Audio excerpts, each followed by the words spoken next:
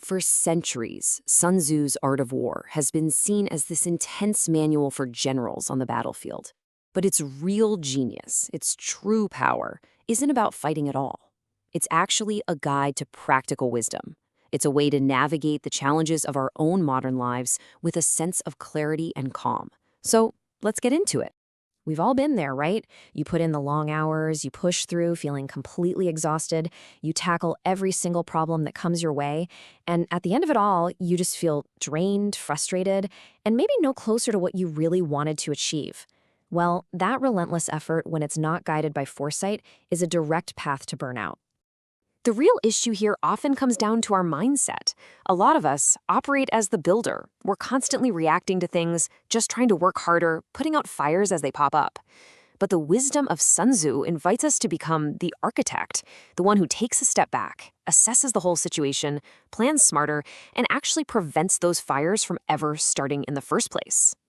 And it's funny, this isn't just a Sun Tzu thing. Wisdom from all over the world points to the exact same truth. I love this line from Ecclesiastes because it illustrates it so perfectly. Pure effort, just swinging the axe harder, isn't enough. The time you spend sharpening the blade, the preparation, the planning, that is the skill that makes your effort effective, not just exhausting. So, in this explainer, that's the path we're going to walk. We're going to unpack this idea of winning first and learn how to apply this ancient strategic thinking to get what we want with way less struggle. Let's start with Sun Tzu's most famous and maybe most misunderstood principle. It's really the core solution to this whole problem of burnout, and he calls it the very definition of supreme excellence. And there it is. The goal isn't the confrontation. It's not about overpowering someone with brute force. The highest form of victory, the absolute most skillful win, is when you achieve your objectives so smoothly that the battle just never even needs to happen. A perfect metaphor for this, and it's not a military one, comes from this great Taoist story about a fighting rooster. So a king hires a master to train his prize rooster. After a few weeks, the king keeps asking, is he ready to fight? And the trainer keeps saying no. At first, the rooster's too arrogant and full of fire. Then he's too reactive. He jumps at every sound and shadow. Then he's still just a little too aggressive. But finally, the trainer says yes, he's ready. And the king asks why. The trainer explains that the rooster now stands perfectly still, almost like it's carved from wood. Its inner spirit is so calm, so centered, and so completely prepared that the other roosters, they just take one look at him and run away. They can sense that there is no victory to be had there. That is true power. It's the confidence that comes from readiness, which makes conflict completely unnecessary. So why is avoiding the fight so important? Well, Sun Tzu was a total pragmatist. He understood that conflict, even a conflict you win, is just incredibly expensive. He warns that long campaigns, long struggles, are just ruinous. They dull your tools, they crush morale and dampen everyone's spirits, they drain your energy, and they completely empty your reserves. He basically says that no one has ever benefited from a prolonged struggle. And this translates so perfectly to our own lives. Your weapons aren't swords and shields. They are your focus, your energy, your attention, and your time. Every single unnecessary struggle you get pulled into drains these finite resources that you could have invested in something way more productive and meaningful. Okay, so if the goal is to win without fighting, how in the world do we actually do it? Well, Sun Tzu gives us a framework.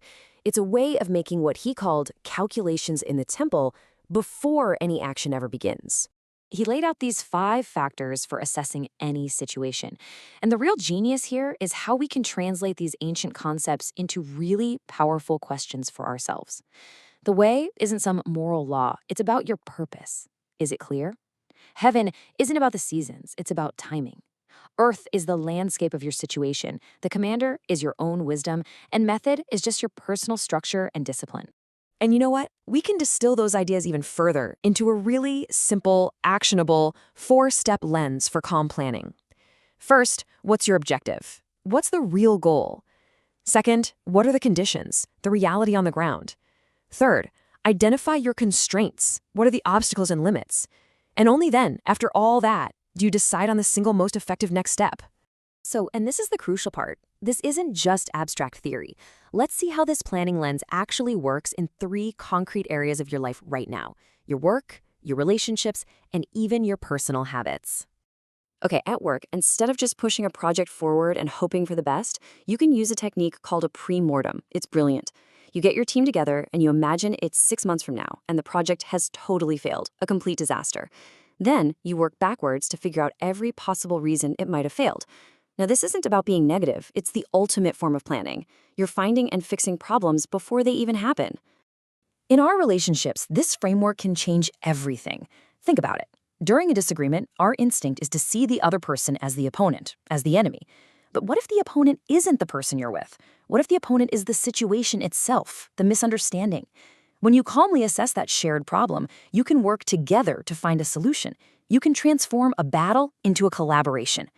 And when it comes to our personal habits, look, willpower is like an army that just gets tired.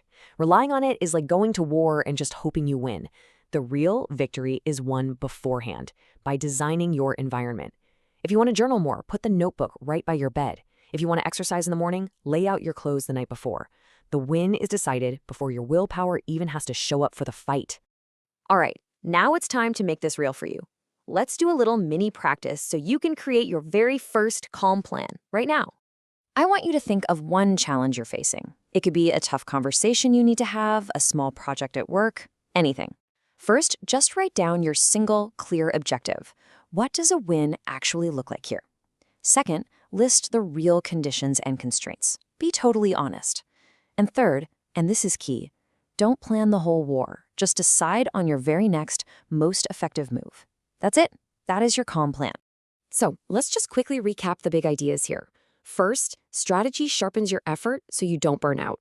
Second, victory is almost always decided by the quality of your preparation before the struggle even begins. Third, a calm mind assesses the situation. It doesn't just react to it. And finally, the ultimate goal is to win by making the conflict completely unnecessary in the first place. Now, this whole explainer has been focused on the critical importance of lane plans. But that leads to a pretty huge question, doesn't it? Strategy is one thing, but the world is chaotic, it's unpredictable. So what happens after the plan is made when it finally collides with reality? Well, that is exactly what we are going to explore in our next explainer on adaptability and flow. Because the plan is just the start, it's not the end.